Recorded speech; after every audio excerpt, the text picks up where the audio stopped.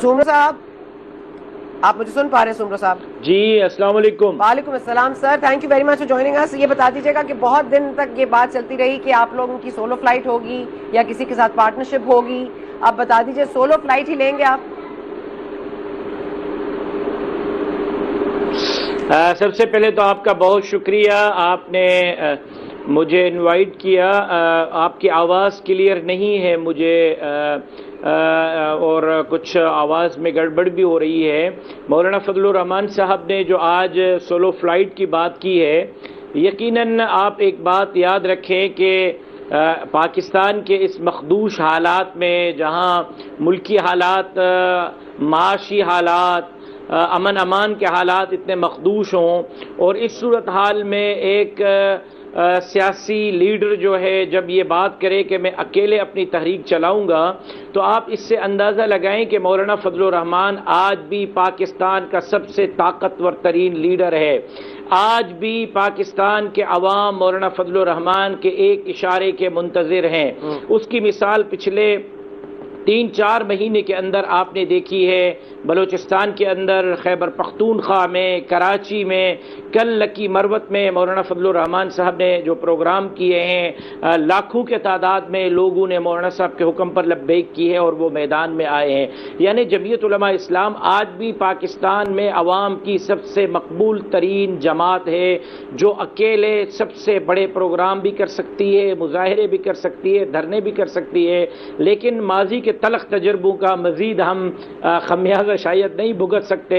اس لیے ہماری جماعت نے یہ فیصلہ کیا ہے کہ ہم اب خود ہی تحریک چلائیں گے اور نہ کسی کو شرمندہ کریں گے نہ خود شرمندہ ہوں گے. سر یہ جو آپ کہہ رہے ہیں کہ ہمیں ایک برا، ایک ظاہر ہے ایکسپیرینس رہا ہے آپ کا، لیکن اب اس کو ذائقہ اگر تھوڑا مٹھاس ڈالی جائے تو کیا مٹھاس واپس آ سکتی ہے؟ پھر کوئی مٹھاس نواز شریف ڈالیں یا پیپلز پارٹی ڈالے یا پھر پی ٹی آئی آپ کو کچھ اور تھوڑا سا میٹھا کچھ ڈال دے تو پھر مٹھاس آ جائے گی معاملات میں؟ دیکھیں، مولانا فضل الرحمان صاحب سے زیادہ ملک کے آئین کے ساتھ میں سمجھتا ہوں کہ کوئی کمیٹیڈ نہیں رہا. مولانا صاحب سے زیادہ جمہوریت کے لیے کوئی کمیٹیڈ نہیں رہا. مولانا صاحب سے زیادہ کسی نے قربانیاں نہیں دی. ایک جلسے میں، ایک بم دھماکے میں ہم نے 72 شہداء کے جنازے اکٹھے اٹھا لیے. ہم نے ممبران قومی اسمبلی اور سینٹ کے جنازے اٹھا لیے. خودکش دھماکے ہوئے، میزائل کے حملے ہوئے، لیکن ہم پیچھے نہیں ہٹے. آج بھی مولانا فضل الرحمان کا اول آخر مقصد پاکستان کے اندر عوام کی فلاح اور بہبود اور ملک کے پارلیمان، آئین، اداروں کا وقار، ملک کے محفوظ ترین جو ہے وہ محفوظ ترین ملک کو ایک ایسے ہاتھوں میں دینا جس کو عوام نے منتخب کیا ہے، چور دروازوں سے نہیں آیا. مولانا صاحب کے اس فارمولے پہ اگر کوئی آتا ہے تو مٹھاس ہی مٹھاس ہے. لیکن اگر مولانا صاحب اور جمعیت علماء اسلام کا کندھا استعمال کرنے کے بعد کل اگر آپ جو ہے وہ عوام کا نہیں سوچیں گے، پاکستان کا نہیں سوچیں گے، صرف اقتدار کے حصول کے لیے آپ سب کچھ کریں گے، تو پھر مٹھاس کیسے آئے گی؟ مٹھاس کل بھی ہمارے اندر موجود تھی، آج بھی موجود ہے، لیکن ہم چور دروازے سے حکومت کو، انتخابات کو، پارلیمان کو قبول کرنے کے لیے تیار نہیں ہے. عوام جس کو منتخب کرے، اگر تمام سیاسی جماعتیں اس ڈائلاگ پر آتی ہیں تو بالکل کل بھی ہم تیار تھے، آج بھی تیار ہیں. اچھا سومرو صاحب، یہ بتائیے گا کہ آپ نے کہا کہ آئین کے ساتھ جتنی آپ لوگوں کی، مولانا صاحب کی کم از کم سولیڈیرٹی ہے اتنی اور کسی کی نہیں ہے، تو یہ بتا دیجیے گا یہ جو آج بھی فیصلہ آیا ہے تفصیلی، آپ کو پتا ہے کہ آڈیو لیکس کا ایک معاملہ چل رہا تھا. پہلے جسٹس بابر ستار کا اسلام آباد ہائی کورٹ کا فیصلہ آیا، انہوں نے کہا لیگلی آپ وارنٹ لے کر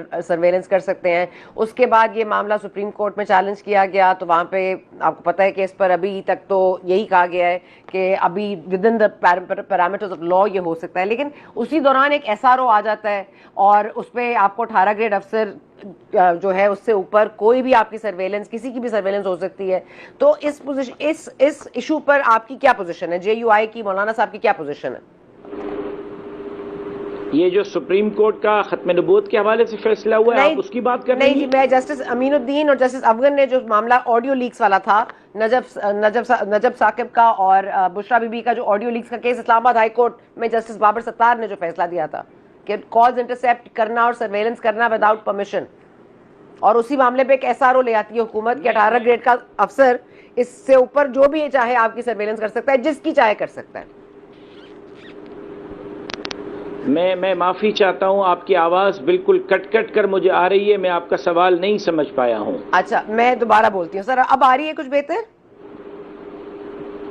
جی اب آ رہی ہے۔ اچھا میں کہہ رہی ہوں ایک فیصلہ آیا تھا اسلام آباد ہائی کورٹ کا جسٹس بابر ستار صاحب کا آڈیو لیکس کے حوالے سے، جس میں بشرا بی بی اور نجف ثاقب جو تھے وہ پٹیشنرز تھے، اس میں یہی کہا گیا تھا پی ٹی اے کو، آئی بی کو، آئی ایس آئی کو، کہ آپ لوگوں نے اگر کسی کی سرویلنس کرنی ہے، کسی کی آڈیو ٹیپ کرنی ہے تو with in the parameters of law کیجئے، اس کا وارنٹ لیجئے، اس کو طریقے سے کیجئے۔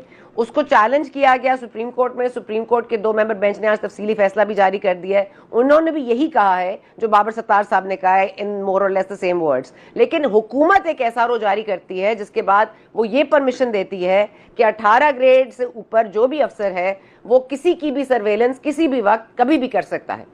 تو اس پہ میں آپ کی پوزیشن جاننا چاہتی ہوں کہ یہ آئین سے متصادم ہے یا نہیں؟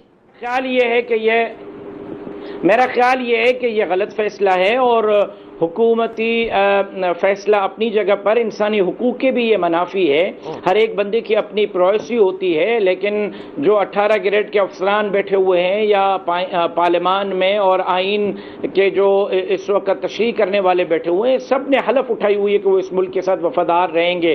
اگر کوئی ٹھوس شواہد، کوئی ٹھوس ثبوت کسی کو ملتے ہیں کہ یہ آئین کے خلاف جا رہا ہے، ملک کے خلاف جا رہا ہے، آئین کے منافی جا رہا ہے، تو اس ٹھوس ثبوت کے بنیاد پر اس کے خلاف کارروائی تو کی جا سکتی ہے، لیکن کسی کی ذاتی زندگی کو ٹیپ کرنا، خفیہ کیمروں کے ذریعے ریکارڈ کرنا، نجی معاملات کو ریکارڈ کرنا، یہ شریعت کے بھی خلاف ہے، آئین کے بھی خلاف ہے، انسانی حقوق کے بھی خلاف ہے، اور اس عمل کی نہ پہلے جمعیت علماء اسلام نے کبھی حمایت کی ہے، نہ جمعیت علماء اسلام کبھی بعد میں حمایت کرے گی۔ ہمارے بدترین سیاسی مخالفوں کی بھی جب ٹیپ ریکارڈ سامنے آئے تو مولانا فضل الرحمان صاحب نے اس کی مذمت کی ہے، مولانا فضل الرحمان صاحب نے اس پہ واہ واہ نہیں کی ہے۔ کبھی بھی یہ ہمارا وتیرہ نہیں رہا ہے، نہ یہ اسلام کا درس ہے، نہ یہ شریعت کا درس ہے۔ اچھا قاسم زمرہ صاحب، اسی پہ وہ جو سپریم کورٹ کا فیصلہ آیا 12 جولائی کو، یہ آپ کو پتا ہے سنی اتحاد کاؤنسل والا جو معاملہ ہے، وہ جو سیٹوں والا معاملہ ہے، اب آپ اس پر آپ کی کیا پوزیشن ہے؟ اس پر بھی قانون سازی کر دی حکومت نے، آپ سمجھتے ہیں کہ یہ اوور رائٹ کیا ہے کانسٹیٹیوشن کو، یہ فیصلہ غلط آیا ہے سپریم کورٹ کی طرف سے؟ دیکھیں سپریم کورٹ خود اپنے ایک فیصلے کی تشریح 50 سال کے بعد کرتی ہے کہ سپریم کورٹ سے ذوالفقار علی بھٹو کے کیس میں غلطی ہوئی اور اس کا صحیح طریقے سے جائزہ نہیں لیا گیا۔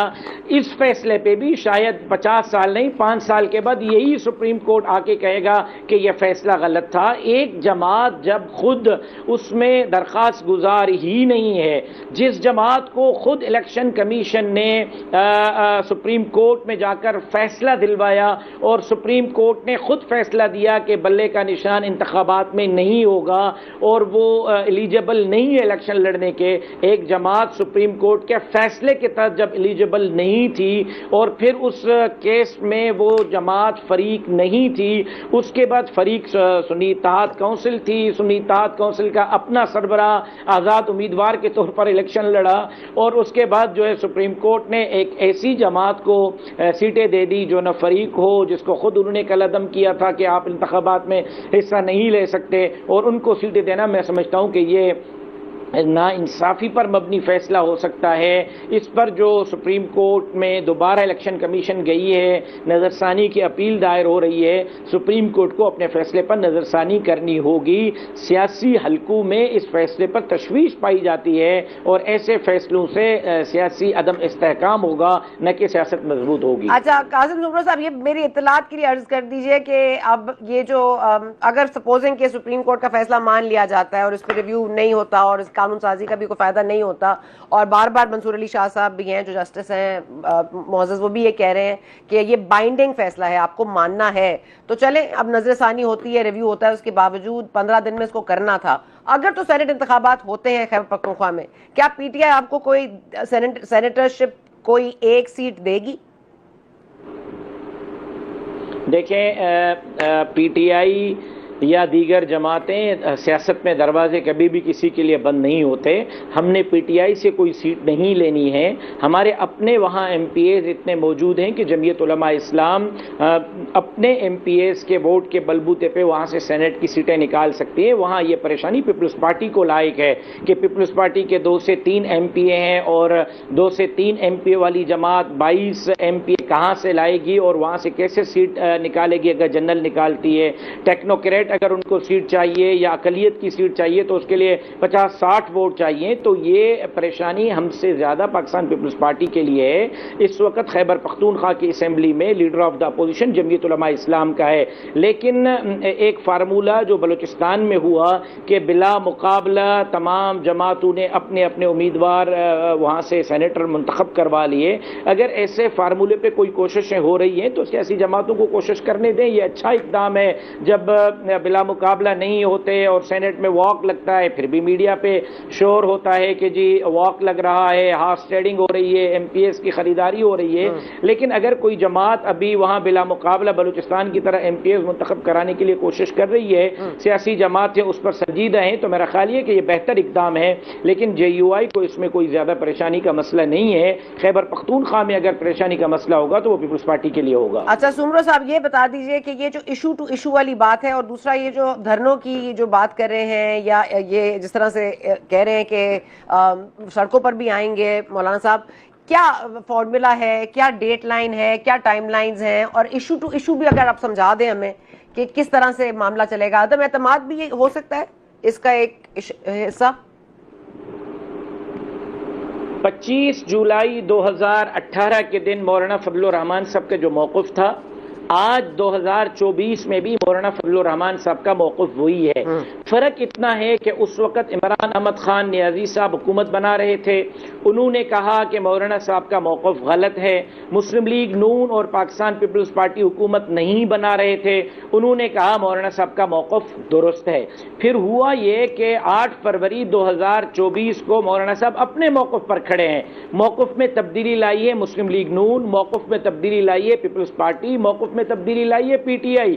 جو پی ٹی آئی 2018 کو کہہ رہی تھی کہ مولانا صاحب کا موقف غلط ہے کیونکہ وہ حکومت بنا رہے تھے، 8 فروری پہ پی ٹی آئی نے اپنا موقف تبدیل کیا اور انہوں نے کہا مولانا صاحب ٹھیک کہہ رہے ہیں کیونکہ پی ٹی آئی حکومت نہیں بنا رہی. اور وہ پیپلز پارٹی اور مسلم لیگ نون جو 25 جولائی 2018 کو کہہ رہے تھے کہ مولانا صاحب ٹھیک کہہ رہے ہیں، اب وہ کہہ رہے ہیں کہ مولانا صاحب غلط کہہ رہے ہیں کیونکہ ایک صدر پاکستان بن رہا تھا، ایک وزیر اعظم بن رہا تھا، تو اب مولانا صاحب کا موقف کیسے ان کو ٹھیک لگتا.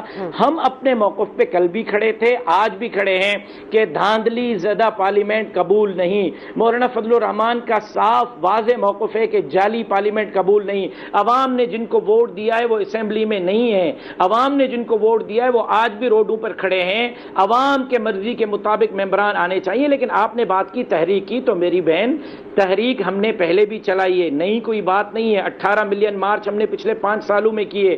اسلام آباد میں 3 دھرنے ہم نے دیے، ڈی چوک پر، سپریم کورٹ کے باہر، کشمیر ہائی وے پہ 13 دن تک ہم وہاں بیٹھے ہوئے. ایک گھملہ کہیں ٹوٹا؟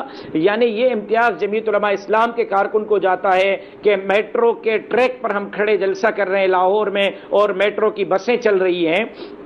ابھی بھی ہمارا جو بھی احتجاج ہوگا وہ پاکستان کے امن امان کو سامنے رکھ کر تو پھر کیا آپ فریش الیکشنز کا مطالبہ کیا ہے؟ مطالبہ کیا ہے فریش الیکشنز؟ کیا فریش الیکشنز بھی کوئی فرق تو نہیں لگتا؟ یہ ہے کہ یہ مطالبہ یہ ہے کہ یہ پارلیمنٹ بھی 2018 کی طرح جعلی ہے، دھاندلی زدہ ہے، سلیکٹڈ ہے، عوام کی نمائندہ نہیں ہے. اثر نو انتخابات ہونے چاہیے، صاف اور شفاف انتخابات ہونے چاہیے اور انتخابات کے اندر مداخلت ختم ہونی چاہیے. گھروں سے اٹھا کر لوگوں کو ایم این اے بنانے کا سلسلہ بند ہو جانا چاہیے.